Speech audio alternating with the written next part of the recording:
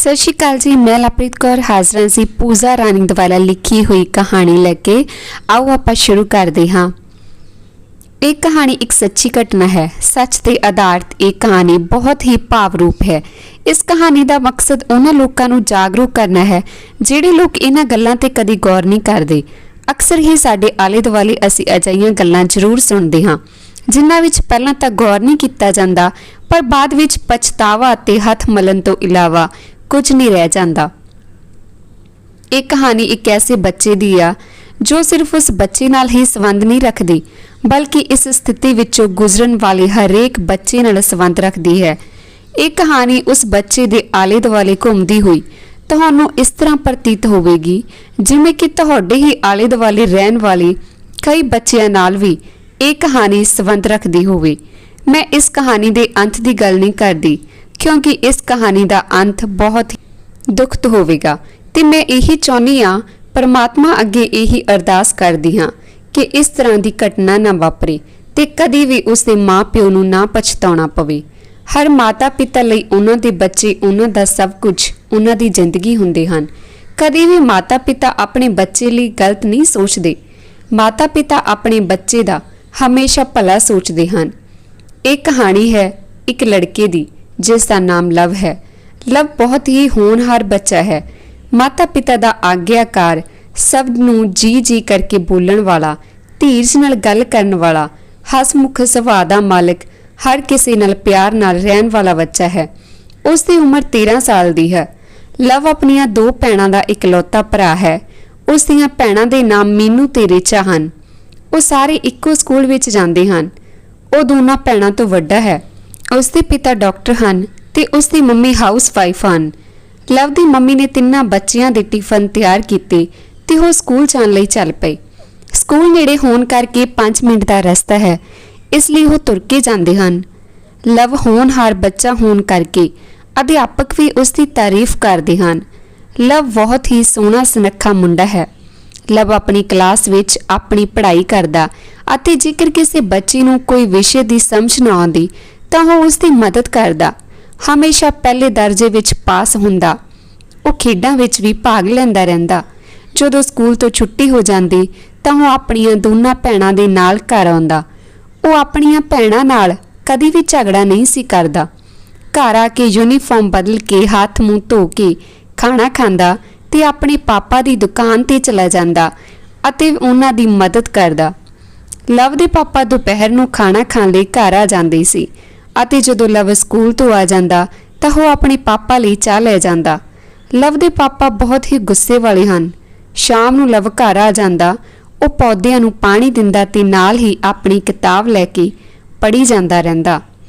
एक हत्थ विच किताब अते एक हत्थ विच पानी वाली बाल्टी लैके सारे पौधिਆਂ नूं पानी दिंदा। उन्हां दे घर दे पिछवाड़े विच एक बहुत ही सोहना बाग बनिया होया सी। उत्थे बैठ के लव पढ़दा। लव दीआं भैणां अपनी मम्मी नाल मदद करा दिंदियां अते फिर वो भी स्कूल दा काम करन लग जांदियां। एक दिन लव नूं स्कूल तो एक प्रोजैक्ट मिलिया। अध्यापक ने कहा कि यह प्रोजैक्ट सवेरे ही जमा कराउणा है। लव ने स्कूलों आके वो प्रोजैक्ट बनाउणा शुरू कर दिता। वो अपने पापा दी चाह लैके दुकान ते चला गया। उसने अपने पापा नूं कहा कि उसका प्रोजैक्ट है, इसलिए उसनूं जल्दी घर जाना पैना है। उसके पापा ने कहा कि ठीक है, तू चलिया जा, मैं इत्थे देख लवांगा। प्रोजैक्ट बनाउंदियां बनाउंदियां लव नूं रात पै गई। उसने बिचों 10 मिनट उठ के पौधिਆਂ नूं भी पानी दे दिता। रात नूं उसके पापा घर आ गए। लव दी मम्मी ने खाना परोसिया। उन्हां सारियां ने खाना खाधा अते सौण लगे।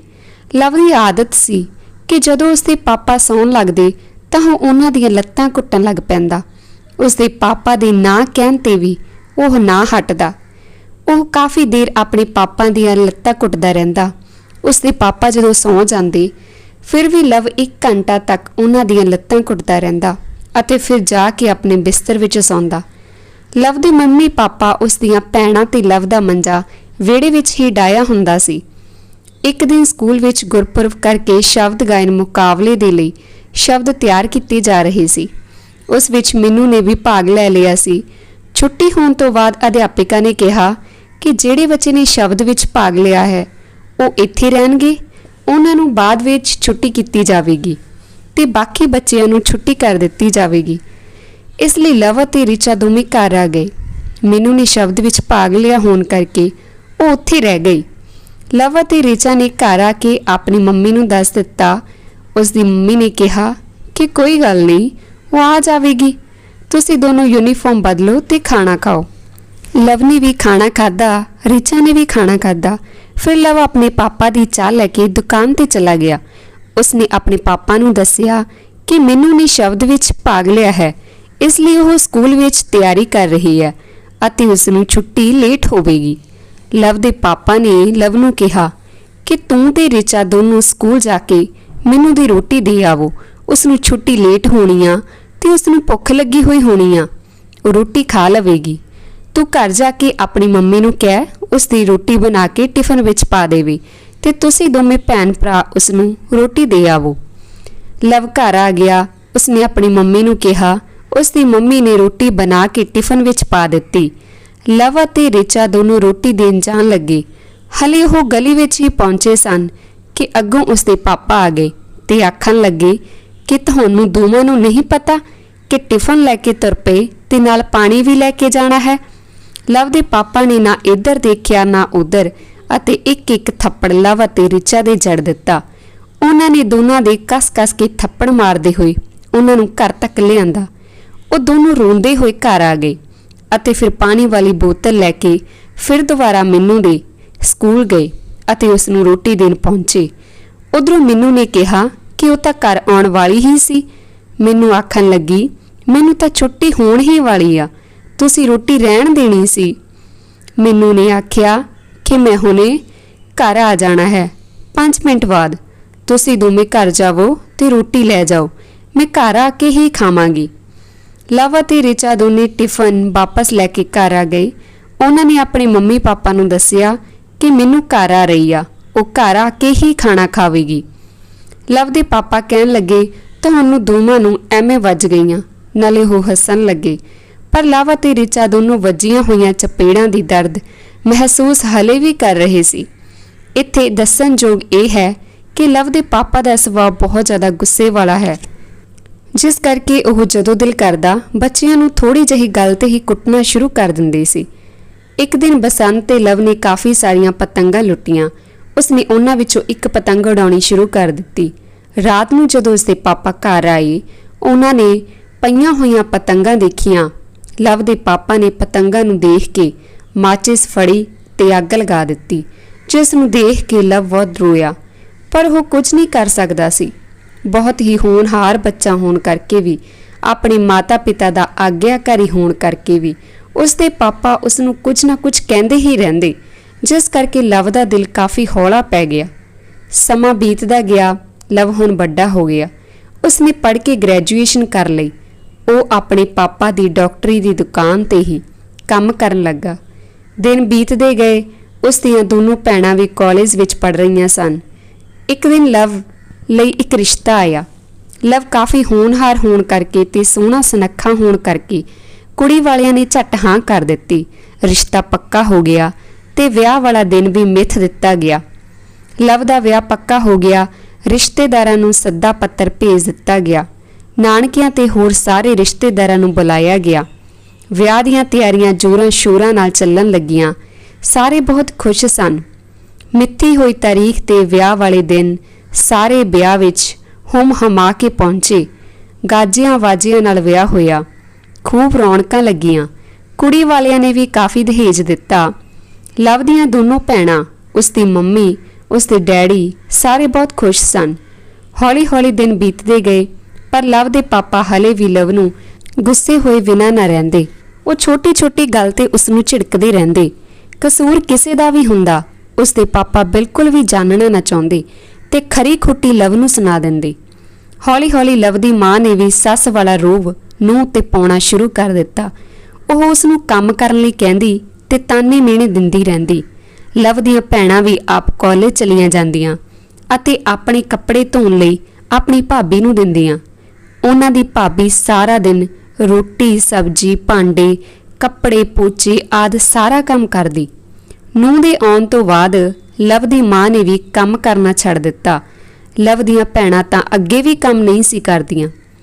ਉਹ ਸਾਰਾ ਕੰਮ ਆਪਣੀ ਭਾਬੀ ਤੇ ਸੁੱਟ ਕੇ ਆਪ ਕਾਲਜ ਚਲੀਆਂ ਜਾਂਦੀਆਂ। ਉਹਨਾਂ ਦੀ ਭਾਬੀ ਸਾਰਾ ਦਿਨ ਕੰਮ ਕਰਦੀ ਰਹਿੰਦੀ। ਉਸ ਨੂੰ ਗੁੱਸਾ ਤਾਂ ਬਹੁਤ ਆਉਂਦਾ, ਪਰ ਉਹ ਕੁਝ ਵੀ ਨਹੀਂ ਸੀ ਕਰ ਸਕਦੀ। ਉਸਨੇ ਲਵ ਨੂੰ ਇਸ ਬਾਰੇ ਦੱਸਣਾ, ਪਰ ਲਵ ਨੇ ਅੱਗੋਂ ਆਖਣਾ ਕਿ ਮੇਰੀਆਂ ਭੈਣਾਂ ਹਨ, ਮੇਰੀ ਮਾਂ ਹੈ, ਮੈਂ ਉਹਨਾਂ ਨੂੰ ਕੁਝ ਨਹੀਂ ਕਹਿ ਸਕਦਾ। ਉਹ ਵੈਸੇ ਵੀ ਆਪਣੇ ਪਾਪਾ ਕੋਲੋਂ ਬਹੁਤ ਡਰਦਾ ਸੀ। 1 ਸਾਲ ਬਾਅਦ ਫਿਰ ਸਮਾਂ ਬੀਤਿਆ ਅਤੇ 1 ਸਾਲ ਬਾਅਦ ਲਵ ਦੇ ਘਰ ਬਹੁਤ ਹੀ ਸੁੰਦਰ ਪੁੱਤਰ ਹੋਇਆ। ਬਹੁਤ ਖੁਸ਼ੀ ਮਨਾਈ ਗਈ। ਉਸ ਦਾ ਨਾਮ ਵਿਰਕ ਰੱਖਿਆ ਗਿਆ। ਸਾਰੇ ਬਹੁਤ ਖੁਸ਼ ਸਨ। ਮਠਿਆਈਆਂ ਵੰਡੀਆਂ ਗਈਆਂ। ਲਵ ਦੀ ਪਤਨੀ ਦੇ ਪੇਕੇ ਵੀ ਕਾਫੀ ਕੁਝ ਦੇ ਕੇ ਗਏ। ਉਹ ਕਾਫੀ ਅਮੀਰ ਘਰ ਨਾਲ ਸੰਬੰਧ ਰੱਖਦੀ ਸੀ। ਇਸ ਤਰ੍ਹਾਂ ਸਮਾਂ ਬੀਤਦਾ ਗਿਆ। ਲਵ ਦਾ ਬੇਟਾ ਹੁਣ 6 ਮਹੀਨਿਆਂ ਦਾ ਹੋ ਗਿਆ ਸੀ, ਪਰ ਲਵ ਦੀ ਮਾਂ ਤੇ ਉਸ ਦੀਆਂ ਭੈਣਾਂ ਦੇ ਸੁਭਾਅ ਵਿੱਚ ਕੋਈ ਤਬਦੀਲੀ ਨਾ ਆਈ। ਉਹ ਤਿੰਨੇ ਉਸ ਨਾਲ ਬਹੁਤ ਬੁਰਾ ਸਲੂਕ ਕਰਦੀਆਂ। ਲਵ ਦੀ ਪਤਨੀ ਬੱਚੇ ਨੂੰ ਵੀ ਸੰਭਾਲਦੀ ਤੇ ਘਰ ਦਾ ਕੰਮ ਵੀ ਕਰਦੀ। ਲਵ ਘਰ ਵਿੱਚ ਕੁਝ ਵੀ ਨਾ ਬੋਲਦਾ, ਸਭ ਕੁਝ ਚੁੱਪਚਾਪ ਦੇਖਦਾ ਰਹਿੰਦਾ। ਲਵ ਤੇ ਉਸ ਦੀ ਪਤਨੀ ਵਿੱਚ ਝਗੜੇ ਦਿਨੋਂ ਦਿਨ ਵਧਣ ਲੱਗੇ, ਪਰ ਉਸ ਦੀ ਮਾਂ, ਉਸ ਦੀਆਂ ਭੈਣਾਂ ਅਤੇ ਉਸ ਦੇ ਪਾਪਾ ਉੱਤੇ ਕੋਈ ਅਸਰ ਨਾ ਪੈਂਦਾ। ਉਹਨਾਂ ਨੂੰ ਇਹਨਾਂ ਗੱਲਾਂ ਨਾਲ ਕੋਈ ਫਰਕ ਨਾ ਪੈਂਦਾ। ਉਹਨਾਂ ਨੂੰ ਕੋਈ ਫਰਕ ਨਾ ਪੈਂਦਾ ਕਿ ਘਰ ਵਿੱਚ ਕਿੰਨਾ ਕਲੇਸ਼ ਪਿਆ ਹੋਇਆ ਹੈ। ਉੱਪਰੋਂ ਲਵ, ਜਿਹੜਾ ਕਿ ਸ਼ੁਰੂ ਤੋਂ ਹੀ ਦਬਿਆ ਹੋਇਆ ਸੀ, ਉਹ ਕੋਈ ਵੀ ਗੱਲ ਕਰਨ ਦੀ ਹਿੰਮਤ ਨਾ ਕਰਦਾ। ਜੇਕਰ ਕੋਈ ਝਗੜਾ ਹੁੰਦਾ ਵੀ ਤਾਂ ਲਵ ਦੇ ਪਾਪਾ ਲਵ ਨੂੰ ਹੀ ਦੋਸ਼ ਦਿੰਦੇ, ਜਦ ਕਿ ਲਵ ਦਾ ਕੋਈ ਕਸੂਰ ਨਹੀਂ ਹੁੰਦਾ ਸੀ। ਲਵ ਦਿਮਾਗੀ ਤੌਰ ਤੇ ਕਾਫੀ ਅਪਸੈਟ ਰਹਿਣ ਲੱਗਾ। ਉਸ ਨੂੰ ਕੁਝ ਵੀ ਸਮਝ ਨਾ ਆਉਂਦੀ ਕਿ ਉਹ ਕੀ ਕਰੇ, ਕਿਉਂਕਿ ਉਸ ਦੇ ਪਾਪਾ ਨੇ ਸ਼ੁਰੂ ਤੋਂ ਹੀ ਉਸ ਨੂੰ ਦਬਾ ਕੇ ਰੱਖਿਆ ਸੀ। ਹਰ ਵੇਲੇ ਛੋਟੀ-ਛੋਟੀ ਗੱਲ ਤੇ ਉਸ ਨੂੰ ਝਿੜਕਦੇ ਰਹਿਣਾ, ਜਿਸ ਦਾ ਅਸਰ ਲਵ ਦੇ ਦਿਮਾਗ ਤੇ ਪਿਆ ਸੀ। ਇੱਥੇ ਦੱਸਣਯੋਗ ਇਹ ਹੈ ਕਿ ਭਾਵੇਂ ਕਿ ਲਵ ਦਾ ਦਿਮਾਗ ਕਾਫੀ ਪੜ੍ਹਾਈ ਵਿੱਚ ਤੇਜ਼ ਸੀ, ਪਰ ਉਹ ਇੱਕ ਹੋਣਹਾਰ ਬੱਚਾ ਸੀ। ਪਰ ਕਈ ਵਾਰ ਛੋਟੇ ਹੁੰਦਿਆਂ ਤੋਂ ਬੱਚਿਆਂ ਨੂੰ ਇੰਨਾ ਜ਼ਿਆਦਾ ਝਿੜਕਿਆ ਜਾਂਦਾ ਹੈ, ਉਹਨਾਂ ਦੇ ਦਿਮਾਗ ਤੇ ਇੰਨਾ ਜ਼ਿਆਦਾ ਪ੍ਰੈਸ਼ਰ ਪਾਇਆ ਜਾਂਦਾ ਹੈ, ਜਿਸ ਨਾਲ ਬੱਚੇ ਮਾਨਸਿਕ ਤੌਰ ਤੇ ਪ੍ਰਭਾਵਿਤ ਹੁੰਦੇ ਹਨ। ਬਚਪਨ ਵਿੱਚ ਬੱਚੇ ਨਾਲ ਕੀਤਾ ਗਿਆ ਸਲੂਕ ਉਸ ਦੀ ਸਾਰੀ ਜ਼ਿੰਦਗੀ ਨੂੰ ਨਿਰਧਾਰਤ ਕਰਦਾ ਹੈ। ਮਾਤਾ-ਪਿਤਾ ਇਸ ਗੱਲ ਨੂੰ ਆਪਣਾ ਫਰਜ਼ ਦੱਸਦੇ ਹਨ। ਉਹ ਸੋਚਦੇ ਹਨ ਕਿ ਬੱਚਿਆਂ ਉੱਤੇ ਸਾਡਾ ਹੱਕ ਹੈ। ਅਸੀਂ ਬੱਚਿਆਂ ਨੂੰ ਕੁਝ ਵੀ ਆਖੀਏ, ਬੱਚੇ ਸਾਡੀ ਹਰ ਗੱਲ ਮੰਨਣ ਤੇ ਉਹਨਾਂ ਨੂੰ ਹਰ ਗੱਲ ਮਨਾਈ ਵੀ ਜਾਂਦੀ ਹੈ। ਹੌਲੀ-ਹੌਲੀ ਝਗੜੇ ਵਧਣ ਲੱਗੇ, ਪਰ ਲਵ ਦੇ ਮਾਤਾ-ਪਿਤਾ ਦੇ ਕੰਨ ਤੇ ਜੂੰ ਤੱਕ ਨਾ ਸਰਕਦੀ ਕਿ ਉਹਨਾਂ ਦਾ ਬੇਟਾ ਮਾਨਸਿਕ ਤੌਰ ਤੇ ਕਿੰਨਾ ਪਰੇਸ਼ਾਨ ਰਹਿੰਦਾ ਹੈ। ਨਾ ਲਵ ਦੀ ਮਾਂ ਝਗੜਿਆਂ ਨੂੰ ਘੱਟ ਕਰਨ ਬਾਰੇ ਸੋਚਦੀ ਅਤੇ ਨਾ ਹੀ ਹੋਰ ਕੋਈ ਇਸ ਗੱਲ ਵੱਲ ਧਿਆਨ ਦਿੰਦਾ। ਇੱਕ ਦਿਨ ਲਵ ਦੀ ਮੰਮੀ ਲਵ ਦੇ ਬੇਟੇ ਨੂੰ, ਮਤਲਬ ਕਿ ਆਪਣੀ ਪੋਤਰੀ ਨੂੰ ਲੈ ਕੇ ਆਪਣੇ ਪੇਕੇ ਚਲੀ ਗਈ। ਉਹ ਆਖਣ ਲੱਗੀ, ਅਸੀਂ ਸ਼ਾਮ ਤੱਕ ਵਾਪਸ ਆ ਜਾਵਾਂਗੇ, ਮੈਂ ਇਸ ਨੂੰ ਲੈ ਕੇ ਜਾ ਰਹੀ ਹਾਂ। ਉਹ ਆਪਣੀ ਨੂੰਹ ਨੂੰ ਘਰ ਦਾ ਕੰਮ ਕਰਨ ਲਈ ਕਹਿ ਗਈ। ਆਪਣੇ ਪੇਕੇ ਘਰ ਪਹੁੰਚ ਕੇ ਲਵ ਦੀ ਮੰਮੀ ਬਹੁਤ ਖੁਸ਼ ਹੋਈ। ਉਹ ਆਪਣੀਆਂ ਭਰਜਾਈਆਂ ਤੇ ਆਪਣੀ ਮਾਂ ਨੂੰ ਕਹਿ ਰਹੀ ਸੀ ਕਿ ਅੱਜ ਮੈਂ ਲਵ ਦੇ ਮੁੰਡੇ ਨੂੰ ਨਾਲ ਲੈ ਆਈ ਹਾਂ, ਤਾਂ ਇਸ ਦੀ ਮਾਂ ਦਾ ਦਿਲ ਘਟਦਾ ਹੋਣਾ, ਉਸ ਦਾ ਤਾਂ ਦਿਲ ਘਟੀ ਜਾਂਦਾ ਹੋਣਾ। ਮੈਂ ਇਸ ਨੂੰ ਆਪਣੇ ਨਾਲ ਜੋ ਲੈ ਆਈ। ਇਹ ਗੱਲਾਂ ਕਰਕੇ ਉਹ ਹੱਸੀ ਜਾਵੇ। ਉਧਰੋਂ ਮਿਲਦਿਆਂ ਗਿਲਦਿਆਂ ਰੋਟੀ ਖਾਂਦਿਆਂ ਗੱਲਾਂ ਬਾਤਾਂ ਕਰਦਿਆਂ ਲਵ ਦੀ ਮੰਮੀ ਨੂੰ ਦੁਪਹਿਰ ਹੋ ਗਈ ਤੇ ਉਦੋਂ ਹੀ ਇੱਕ ਫੋਨ ਆਇਆ। ਫੋਨ ਲਵ ਦੀ ਭੈਣਾਂ ਦਾ ਸੀ। ਉਹ ਕਹਿ ਰਹੀਆਂ ਸੀ ਕਿ ਲਵ ਨੇ ਦਵਾਈ ਪੀ ਲਈ ਆ। ਉਹਨਾਂ ਦੀ ਗੱਲ ਸੁਣ ਕੇ ਲਵ ਦੀ ਮੰਮੀ ਰੋਣ ਲੱਗ ਪਈ। ਉਹ ਜਲਦੀ ਆਪਣੇ ਭਰਾ ਨਾਲ ਆਪਣੇ ਪਿੰਡ ਵਾਪਸ ਆਈ। ਦਵਾਈ ਪੀਣ ਦੀ ਗੱਲ ਸੁਣ ਕੇ ਸਾਰਿਆਂ ਦੇ ਪੈਰਾਂ ਹੇਠੋਂ ਜ਼ਮੀਨ ਖਿਸਕ ਗਈ।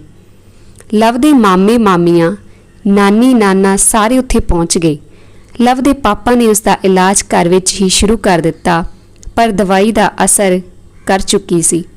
ਦਵਾਈ ਬਹੁਤ ਜ਼ਿਆਦਾ ਅਸਰ ਕਰ ਚੁੱਕੀ ਸੀ, ਇਸ ਲਈ ਲਵ ਨਾ ਬਚਿਆ। ਘਰ ਵਿੱਚ ਬਹੁਤ ਜ਼ਿਆਦਾ ਚੀਕ ਚਿਹਾੜਾ ਪੈ ਗਿਆ। ਸਾਰੇ ਰੋਣ ਲੱਗ ਪਏ। ਲਵ ਦਾ ਸੰਸਕਾਰ ਕਰ ਦਿੱਤਾ ਗਿਆ। ਹੁਣ ਘਰ ਵਿੱਚ ਬਹੁਤ ਜ਼ਿਆਦਾ ਰੌਲਾ ਰੱਪਾ ਪੈ ਗਿਆ। ਅਗਲੇ ਦਿਨ ਲਵ ਦੀਆਂ ਭੈਣਾਂ ਨੇ ਦੱਸਿਆ ਕਿ ਲਵ ਤੇ ਉਸ ਦੀ ਪਤਨੀ ਵਿੱਚ ਲੜਾਈ ਹੋਈ ਸੀ। ਫਿਰ ਪਾਪਾ ਨੇ ਆ ਕੇ ਲਵ ਦੀ ਪਤਨੀ ਦੇ ਸਾਹਮਣੇ ਹੀ ਲਵ ਦੇ 2 ਥੱਪੜ ਜੜ ਦਿੱਤੇ ਸੀ, ਜਿਸ ਕਰਕੇ ਬਾਅਦ ਵਿੱਚ ਲਵ ਨੇ ਦਵਾਈ ਪੀ ਲਈ। ਹੁਣ ਲਵ ਦੇ ਪਾਪਾ ਨੂੰ ਬਹੁਤ ਪਛਤਾਵਾ ਹੋ ਰਿਹਾ ਸੀ। ਉਹਨਾਂ ਨੂੰ ਬਿਲਕੁਲ ਵੀ ਕੁਝ ਨਹੀਂ ਪਤਾ ਲੱਗ ਰਿਹਾ ਸੀ ਕਿ ਇਹ ਸਭ ਕੀ ਹੋ ਗਿਆ। ਉਦੋਂ ਲਵ ਦੀ ਮੰਮੀ, ਜਿਹੜੀ ਲਵ ਦੇ ਬੇਟੇ ਨੂੰ ਆਪਣੇ ਨਾਲ ਲੈ ਗਈ ਸੀ, ਉਹ ਕਹਿ ਰਹੀ ਸੀ ਕਿ ਅੱਜ ਮੈਂ ਤੈਨੂੰ ਨਾਲ ਲੈ ਕੇ ਆਈ ਹਾਂ ਤਾਂ ਤੇਰੀ ਮੰਮੀ ਨੂੰ ਕੁਝ ਹੁੰਦਾ ਹੋਣਾ, ਉਸ ਦਾ ਦਿਲ ਘਟਦਾ ਹੋਣਾ, ਪਰ ਉਹਨਾਂ ਨੂੰ ਇਹ ਨਹੀਂ ਪਤਾ ਸੀ ਕਿ ਪਿੱਛੋਂ ਕੀ ਹੋ ਜਾਣਾ ਤੇ ਦਿਲ ਉਹਨਾਂ ਦਾ ਹੀ ਘਟਣਾ ਹੈ। ਇਹ ਗੱਲ ਦੱਸ ਕੇ ਇੱਥੇ ਕਿਸੇ ਨੂੰ ਵੀ ਮਾਨਸਿਕ ਸੱਟ ਨਹੀਂ ਪਹੁੰਚਾਈ ਜਾ ਰਹੀ, ਬਲਕਿ ਜੋ ਹੋਇਆ ਹੈ ਅਸਲ ਵਿੱਚ ਉਹੀ ਦੱਸਿਆ ਜਾ ਰਿਹਾ ਹੈ। ਇੱਕ ਹੋਣਹਾਰ ਬੱਚਾ, ਮਾਂ ਪਿਓ ਦਾ ਆਗਿਆਕਾਰ, ਬਹੁਤ ਹੀ ਨਿਮਰ ਸੁਭਾਅ ਵਾਲਾ, ਹਰ ਕਿਸੇ ਨਾਲ ਹੱਸ ਕੇ ਗੱਲ ਕਰਨ ਵਾਲਾ, ਪੜ੍ਹਨ ਵਿੱਚ ਵੀ ਹੁਸ਼ਿਆਰ ਤੇ ਆਪਣੇ ਮਾਤਾ ਪਿਤਾ ਦਾ ਹਰ ਦੁੱਖ ਦਰਦ ਵੰਡਾਉਣ ਵਾਲਾ, ਉਹਨਾਂ ਦੀ ਹਰ ਇੱਕ ਕੰਮ ਵਿੱਚ ਮਦਦ ਕਰਨ ਵਾਲਾ ਬੱਚਾ ਕਿਵੇਂ ਸਾੜੇ, ਹੰਕਾਰ ਅਤੇ ਗੁੱਸੇ ਦੀ ਸੂਲੀ ਚੜ੍ਹਦਾ ਹੈ। ਇਹਨਾਂ ਗੱਲਾਂ ਨੂੰ, ਇਹਨਾਂ ਚੀਜ਼ਾਂ ਨੂੰ ਰੋਕਿਆ ਜਾ ਸਕਦਾ ਹੈ ਜੇਕਰ ਸਮੇਂ ਰਹਿੰਦੇ ਸੰਭਲ ਜਾਂਦੇ। ਇਹ ਕਹਾਣੀ ਇੱਕ ਪਿਆਰੇ ਜਿਹੇ ਬੱਚੇ ਦੇ ਜੀਵਨ ਤੋਂ ਸ਼ੁਰੂ ਹੋ ਕੇ ਕਿੰਨਾ ਸਥਿਤੀਆਂ 'ਚੋਂ ਗੁਜ਼ਰਦੀ ਹੋਈ ਕਿੱਥੇ ਆ ਪਹੁੰਚਦੀ ਹੈ। ਇਹ ਸਭ ਤਾਂ ਤੁਸੀਂ ਸਭ ਨੇ ਪੜ੍ਹ ਹੀ ਲਿਆ ਹੈ। ਕਹਾਣੀ ਵਿੱਚ ਤੁਸੀਂ ਪੜ੍ਹਿਆ ਕਿ ਲਵ ਦੀ ਮੌਤ ਹੋ ਚੁੱਕੀ ਸੀ। ਲਵ ਦੇ ਭੋਗ ਵਾਲੇ ਦਿਨ ਲਵ ਦੀ ਪਤਨੀ ਦੇ ਪੇਕੇ ਲਵ ਦੀ ਪਤਨੀ ਨੂੰ ਆਪਣੇ ਨਾਲ ਲੈ ਗਏ। ਜਾਂਦੇ ਸਮੇਂ ਲਵ ਦੀ ਪਤਨੀ ਨੇ ਆਪਣੇ ਬੇਟੇ ਬਾਰੇ ਪੁੱਛਿਆ, ਪਰ ਲਵ ਦੇ ਮੰਮੀ ਡੈਡੀ ਨੇ ਲਵ ਦੇ ਬੇਟੇ ਨੂੰ ਲੁਕੋ ਲਿਆ।